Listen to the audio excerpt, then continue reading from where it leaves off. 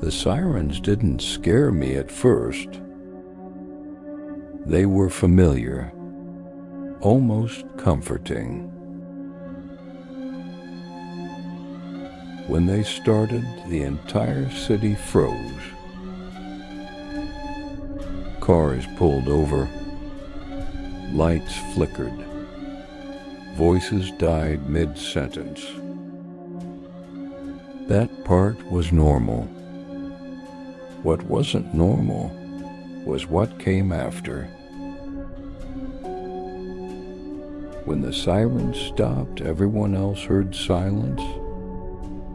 I didn't. I heard breathing.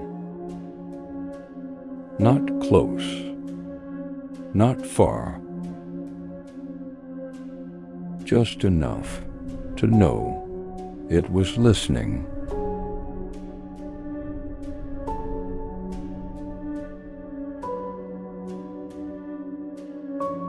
No one reacted. People stayed in their cars, hands still on the wheel, eyes forward. A woman beside me raised her phone, checked the time, then lowered it again. She didn't hear it. The breathing grew steadier. In, out. It wasn't rushing. It wasn't hiding. It was waiting.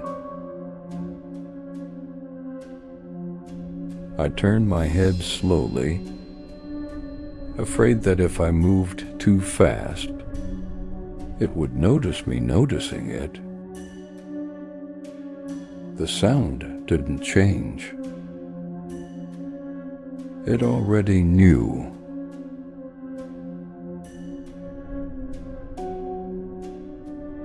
I held my breath. The sound didn't stop. It adjusted, as if it had been breathing with me and now had to do it alone.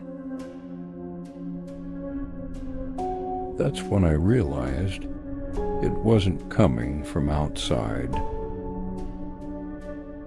Not the street, not the cars, not the air. It was inside the silence itself. A pressure filled the space around me. Heavy, attentive, like a room after someone leaves without closing the door.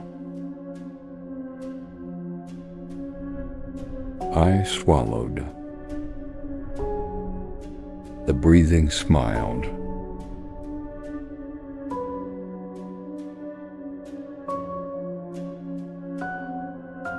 My phone vibrated in my hand.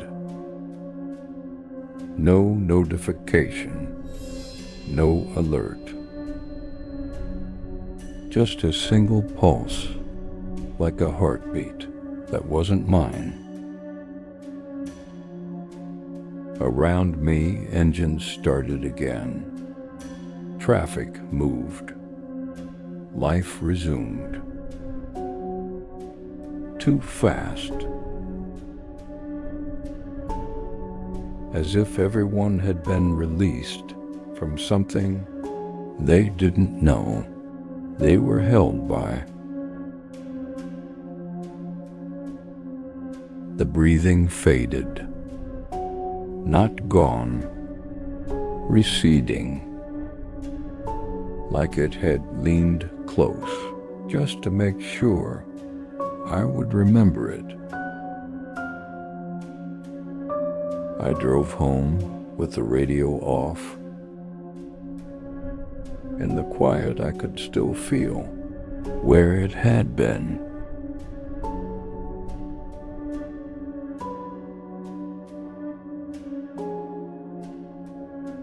At home, the silence felt different. Not empty, occupied.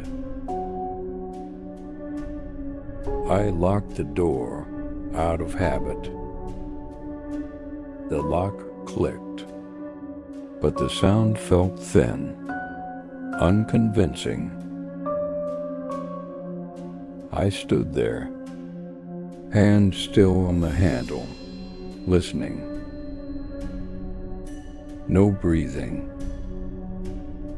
no movement. Just the sense that something had followed me without making a sound. I didn't turn on the lights. Some instincts don't need proof.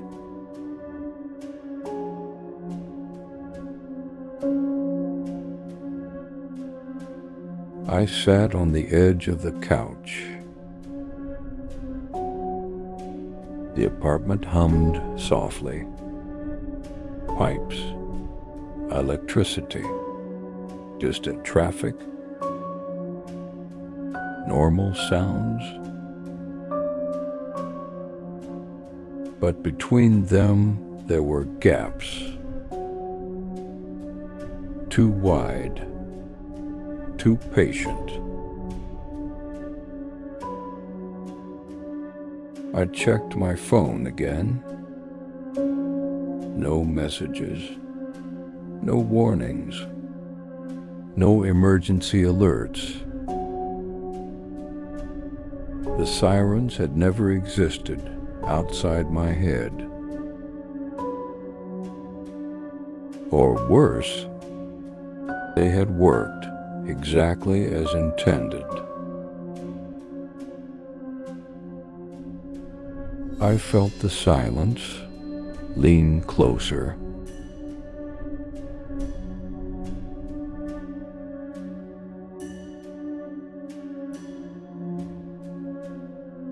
I went to the window. The street below looked normal. Lights on, people walking, a bus passing by. No panic, no confusion. Everyone had moved on. That's when I noticed it. No one was talking. Mouths opened, faces turned, but no sound came out. The city wasn't quiet. It was being held. And something somewhere was still listening.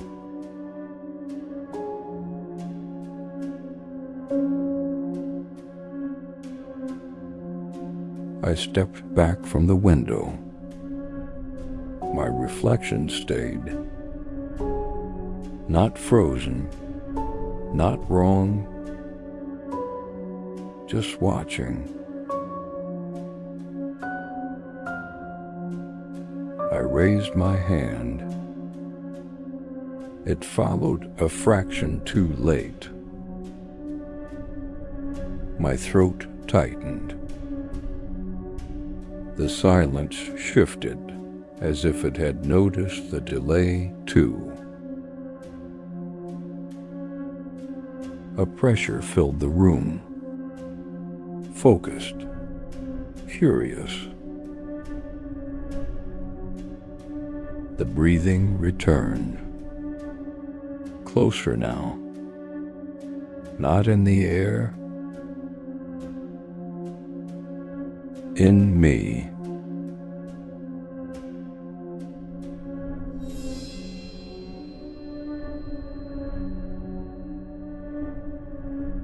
I pressed my palm against my chest. The breathing matched my pulse, not copying it, guiding it. My heartbeat slowed without my permission, each beat heavier than the last. I tried to think, to remember something loud, something human. My name felt distant, unimportant. The silence tightened, not like a trap, like a hand, patient, certain, waiting for me to stop resisting.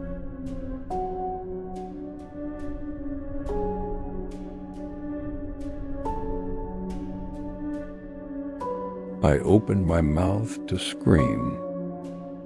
Nothing came out, not even air. The room leaned inward, walls breathing softly, as if the space itself had lungs now. I staggered back, knocking over a chair. It didn't hit the floor. It stopped mid-fall, held. The silence was no longer around me. It was through me. And somewhere deep inside, something decided I was ready to listen back.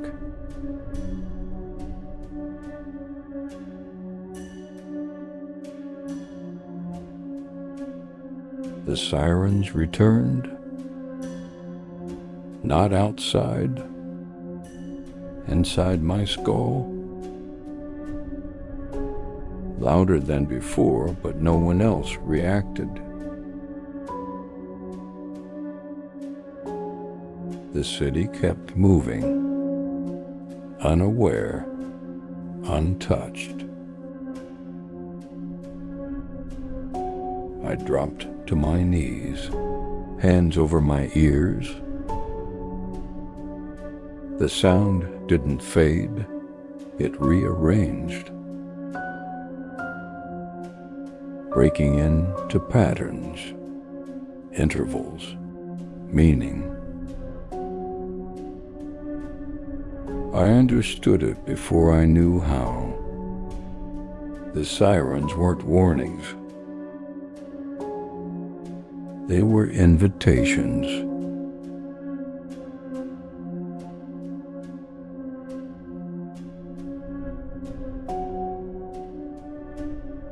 The patterns stayed with me after the sirens faded. They clung to my thoughts, reshaping them. Every sound in the apartment started to line up. The hum of electricity, the drip from the sink, my own breathing, all of it fell into the same rhythm. I realized then why no one fought it. You don't resist silence when it explains itself.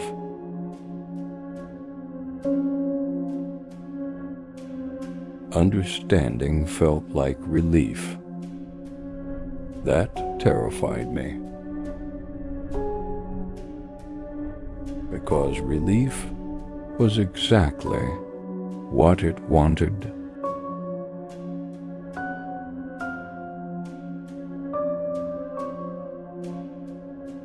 I tried to break the rhythm. I clapped my hands, stamped my foot, spoke out loud. The sounds existed only for a moment. Then they were absorbed, smoothed out, corrected, like mistakes in a song that refused to change.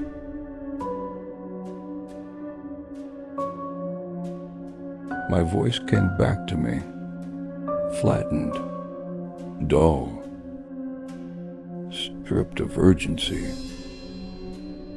Even panic had a tempo now, and it wasn't mine.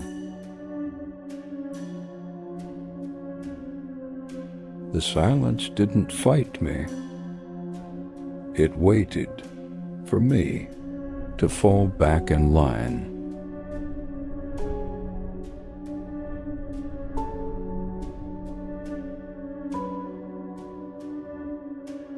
Memories began to slip, not disappear, rearrange.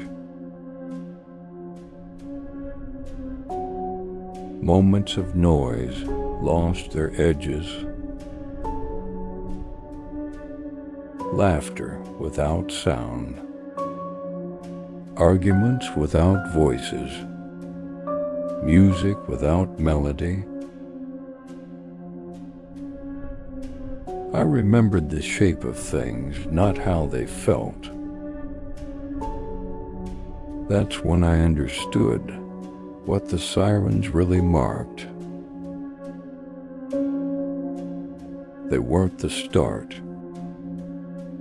They were the cut.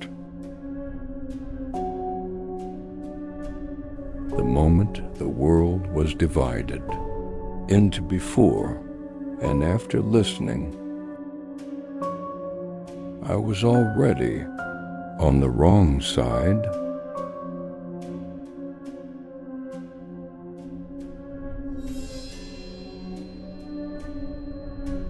I tried to remember the last loud thing I had heard.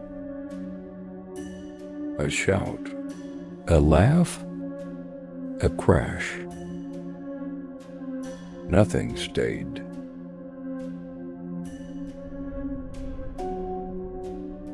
The silence pressed closer, not heavy, intimate. Like something learning the shape of me from the inside. My thoughts slowed, smoothed, aligned. Resistance felt childish, pointless. The rhythm felt right. For the first time, I understood why people stopped noticing.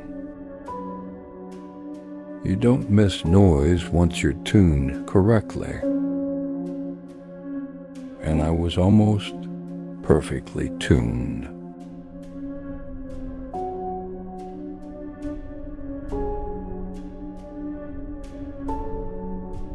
I felt the change before I accepted it. My breathing no longer led. It followed. Each inhale timed. Each exhale approved. The silence didn't need force anymore. It had permission. I stood up slowly, moving exactly when it allowed me to. The room felt balanced, optimized. Even fear had been recalculated. Smaller, quieter, useful. I realized then the sirens weren't meant to bring something new. They were there to make room. And I was finally making space.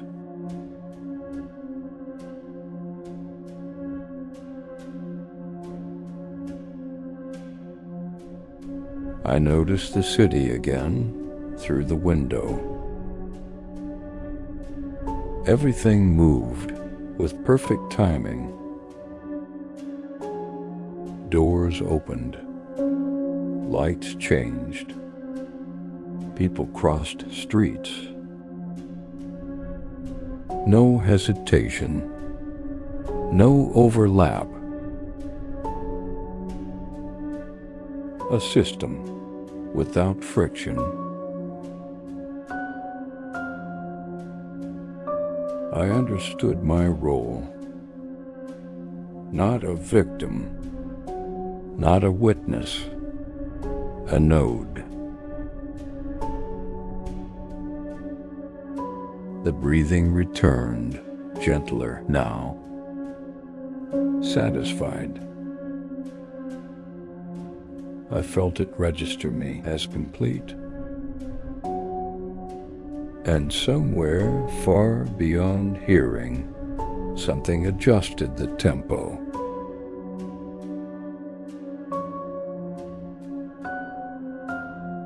The siren sounded one last time.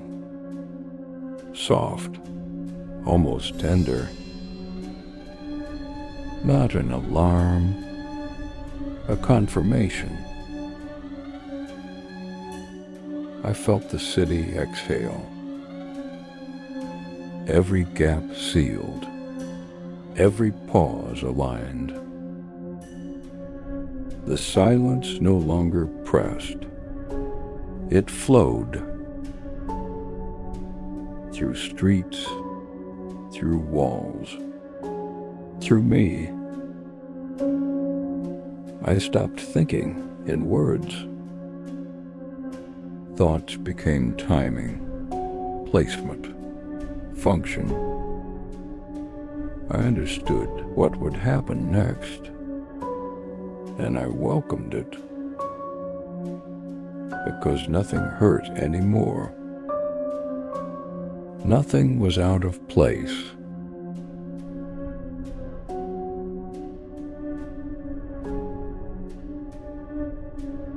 Morning came without sound.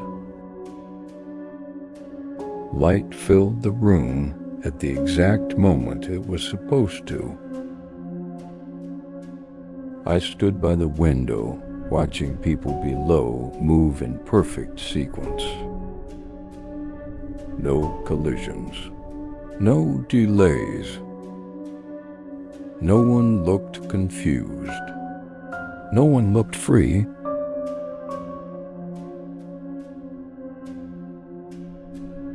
I searched for myself in the glass. The reflection smiled before I did. Not wrong, just ahead of schedule. Somewhere deep inside, the silence logged the result. Successful, and prepared to repeat the process when the siren sounded again.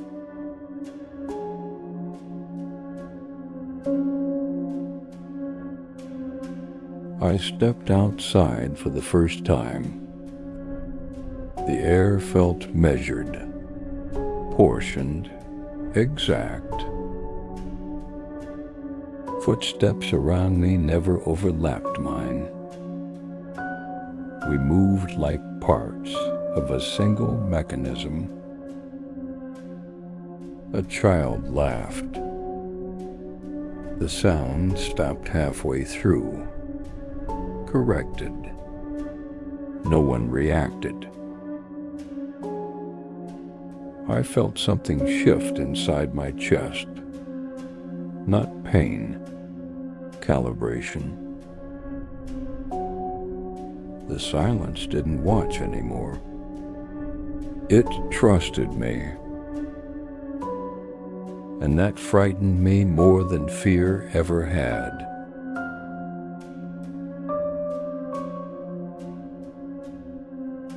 I heard the sirens again. Not loud, not urgent. They moved through me like a memory, not a sound. People around me slowed, then aligned. No questions, no resistance.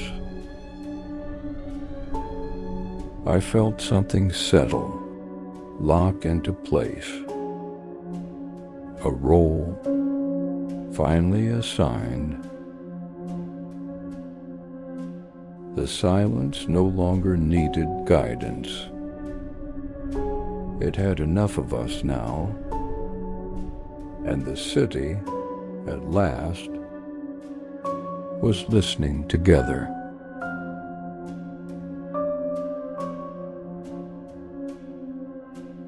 I don't know when my voice stopped. I don't remember deciding. The choice felt unnecessary. The silence already knew me, better than I ever had. When I speak now, it isn't sound. It's alignment. People pause when I pass, just slightly. Enough to adjust. Enough to listen. The sirens don't come anymore. They don't need to. The city breathes on its own. And somewhere, deep inside the quiet, something smiles.